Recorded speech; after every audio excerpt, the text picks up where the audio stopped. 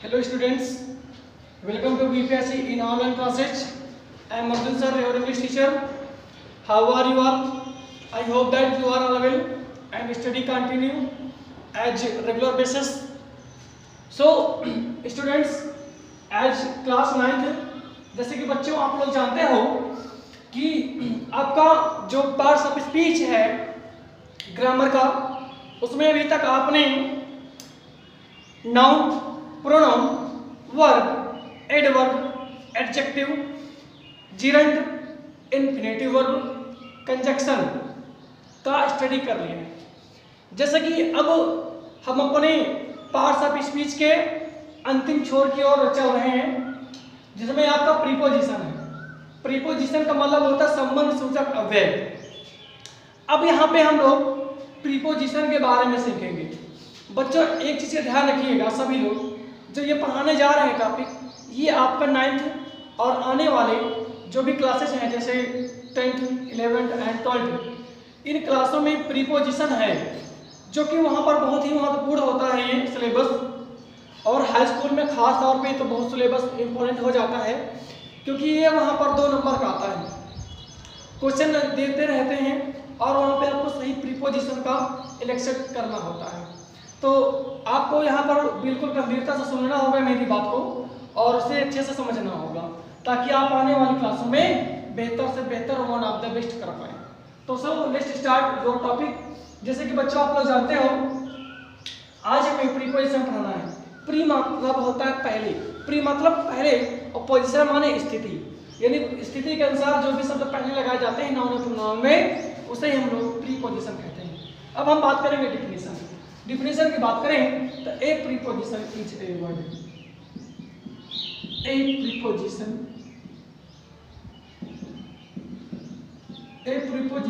Is a word placed before a noun or pronoun. Placed before a noun or a pronoun. Placed before a noun or a pronoun to show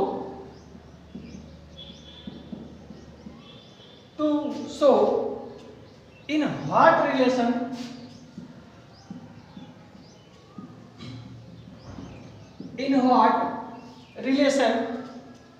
the person or thing,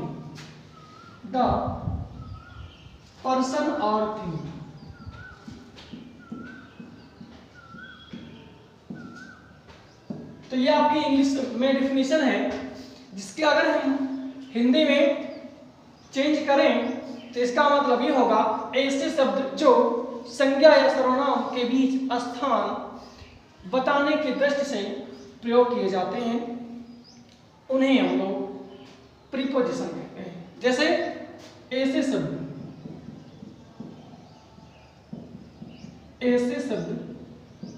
जो 2 संज्ञा या सर्वनाम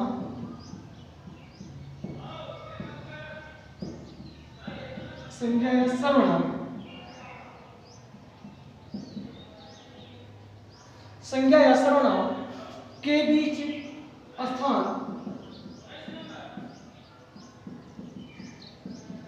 चलो हम English में location बोल सकते हैं। लोकेशन बताने की दृष्टि से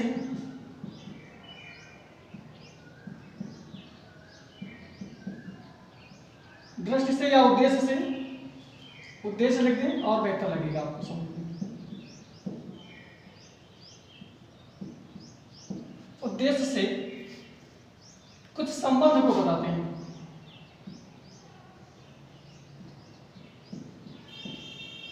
संबंध को बताते हैं, उन्हें प्रीपोजिशन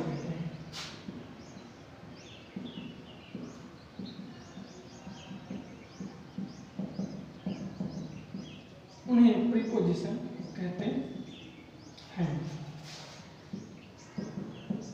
तो ये रही आपकी डिफिनेशन। अगर हम एग्जाम्पल की बात करें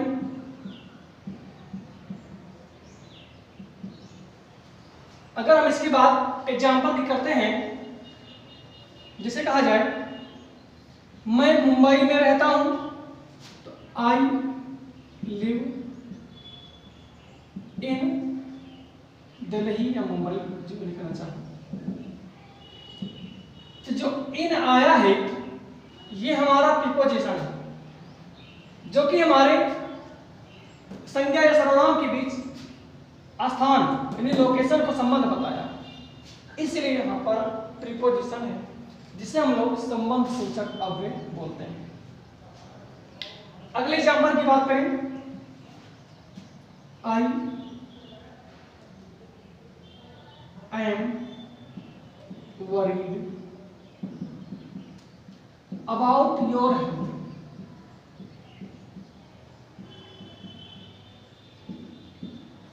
जो यहां पर अबाउट का प्रयोग किया गया है वो हमारा प्रीपोजिशन है। अब ये तो हमने आपको अभी बताया कि प्रीपोजिशन की परिभाषा, उसके बाद हमने एग्जांपल्स बताए, लेकिन यहां पर अब सभी के लिए आज जैसे आप लोग जो हैं यहां पे एक इंपॉर्टेंट चीज बनता है कि यूजेस ऑफ प्रीपोजिशन, यानी प्रीपोजिशन का प्रयोग कहां पर होता है। तो ये आपका जो है फैक्टर जो है क्वेश्चंस का, ये बोर्ड एग्जाम में आता है। फिलहाल आप अभी 9th क्लास में, ये आने वाले समय में ये चीज आपको सीखना पड़ेगा, तो क्यों ना आने वाले समय पर क्यों छोड़ा जाए, यहीं पर सीख लिया जाए तो ज्यादा बेहतर हो जाए। तो अब हम बात करेंगे आपके बीच में आज यूजेस ऑफ प्रीपोजिशन।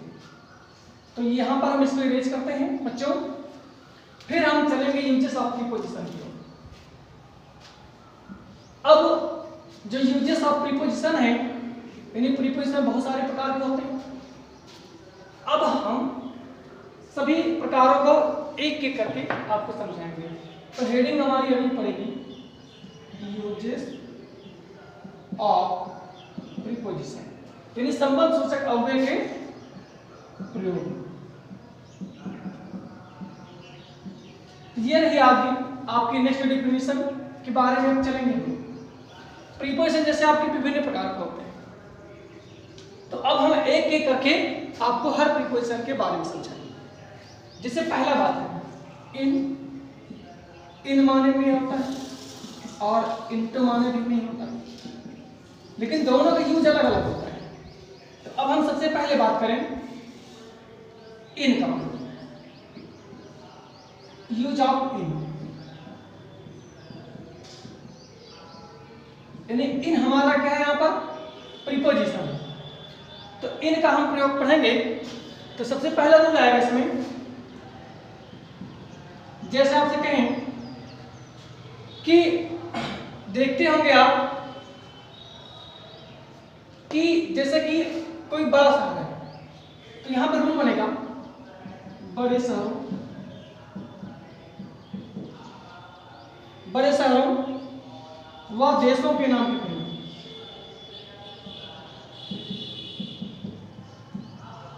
देशों के नाम के पहले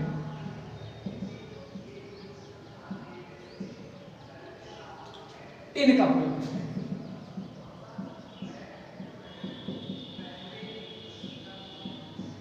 यानी जो बड़ा शहर होगा या देश होगा, महानगर होंगे, उनके नाम के पहले हमें इन का प्रयोग करना होगा। जैसे कहा जाए, ध्यान दीजिएगा, बड़े शहर और देश की बात करेंगे। जैसे कहें मैं मुंबई में रहता हूं, मैं मुंबई में रहता हूं। तो मैं रहता हूं, मैं माने आई, लिव माने रहता हूं, कहां पर मुंबई में। तो मुंबई हमारा क्या है यहाँ पर बड़ा शहर, इसलिए प्रीपोजिशन क्या लगेगा इन। बड़े शहरों के नाम के साथ प्रीपोजिशन इन लगेगा। जिसे अगर कहा जाए महात्मा गांधी का जन्म, महात्मा गांधी का जन्म गुजरात में हुआ था, गुजरात में हुआ था। तो महात्मा गांधी का जन्म गुजरात में हुआ था। गुजरात क्या है, बड़ा शहर है जैसे कि, तो महात्मा गांधी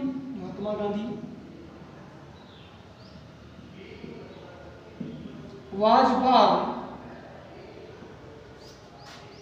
in गुजरात। इन जो लगा है, बड़ा शहर है, इसलिए यहां पर गुजरात के साथ इन का प्रयोग किया गया, बड़े शहर है इसलिए। अब हम बात करेंगे अगले रूल की।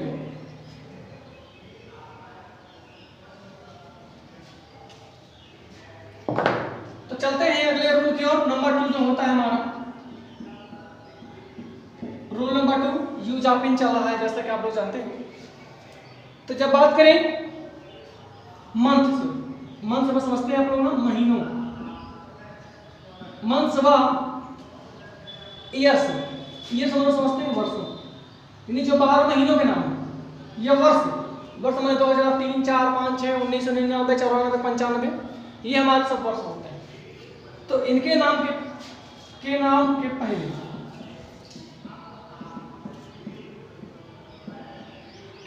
पहले इनका प्रयोग करते हैं।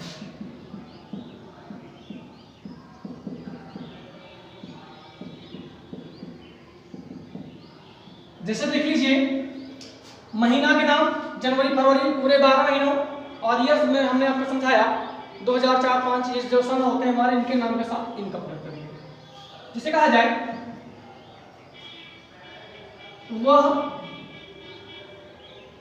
जुलाई में स्कूल आएगा, वह जुलाई में स्कूल आएगा। तो वह आएगा, he will come to school. जुलाई आपका महीना का नाम है, इसलिए प्रीपोजिशन इन लगेगा। जैसे अगर भारत 1947 ईस्वी में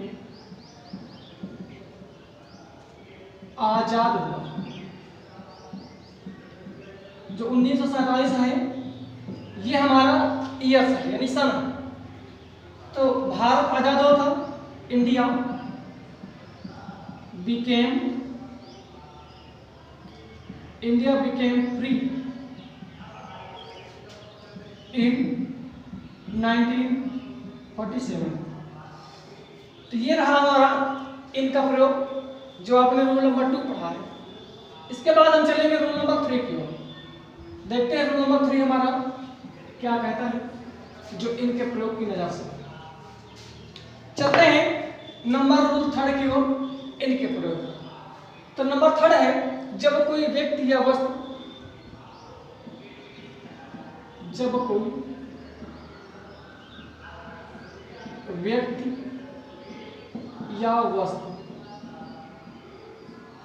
जब कोई व्यक्ति या वस्तु किसी निश्चित स्थान पर किसी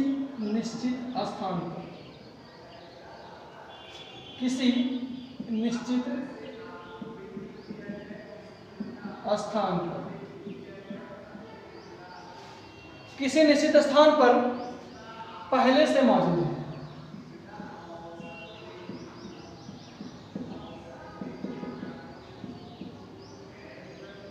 पहले से मौजूद हो, थोड़ा और बेहतर।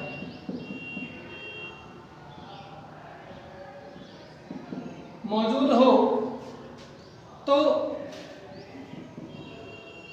इन का प्रयोग करते हैं, लेकिन ध्यान रखना मीनिंग में आना चाहिए शब्द में।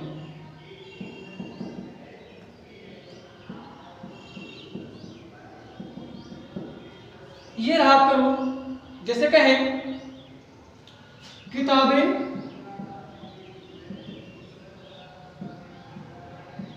बैग में है, किताबें बैग में है, यानी पहले से मौजूद। ठीक है, ट्रांसलेट होगा बुक्स, द बुक्स आर माने हैं इन द वैल्यू, यानी पहले से ही मौजूद, तो वहां पर क्या लगेगा इन। इससे अगला कहा जाए वह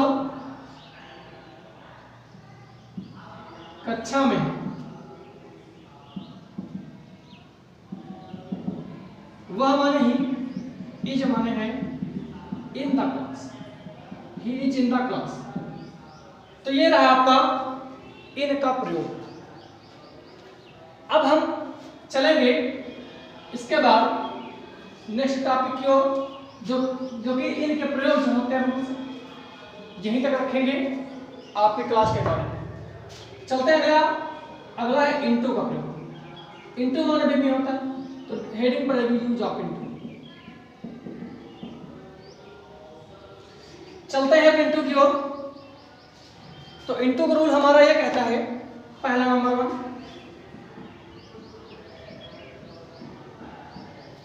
गतिमान अवस्था को बताने के लिए, यानी स्पीड,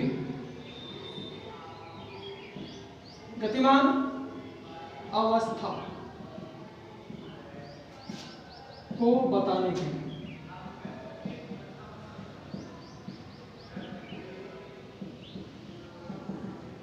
इनटू का प्रयोग करते हैं।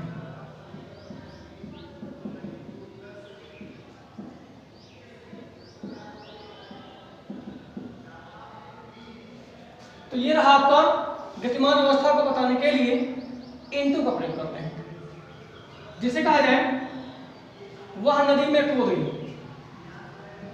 वह नदी में कूद गई,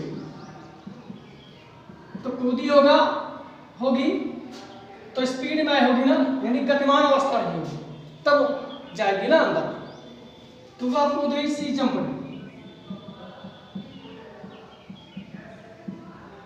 इनटू द रिवर।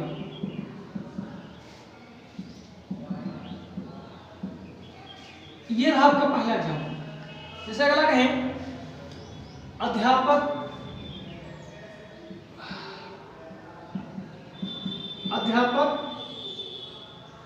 कक्षा में आई,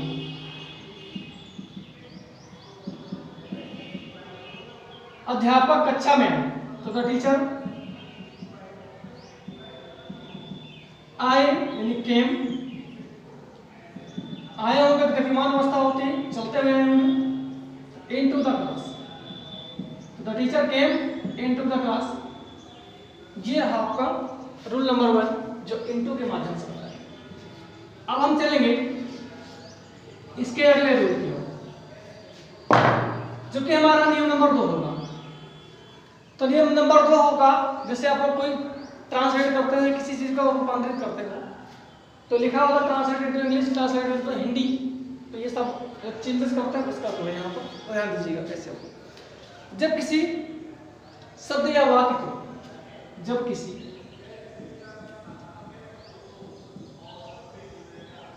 शब्द यानी वर्ड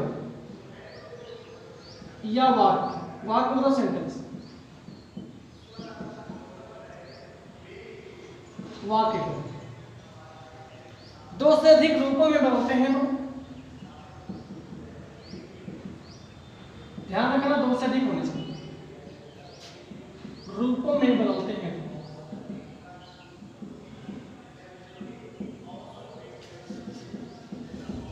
2 से अधिक रूपों में बदलते हैं तो इनटू का प्रयोग करते हैं।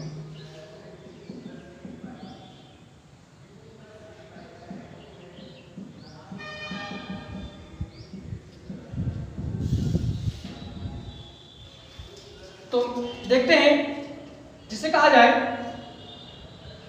एग्जाम्पल की बात करें, इस सेंटेंस को अंग्रेजी में बोलो। एक है जी चेंज दिस पैराग्राफ,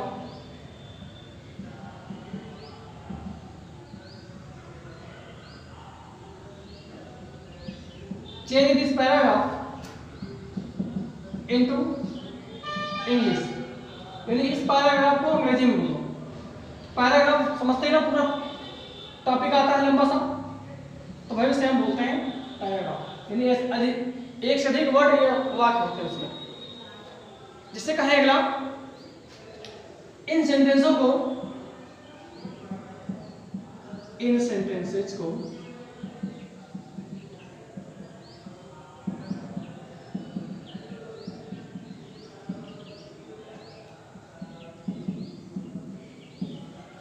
हिंदी,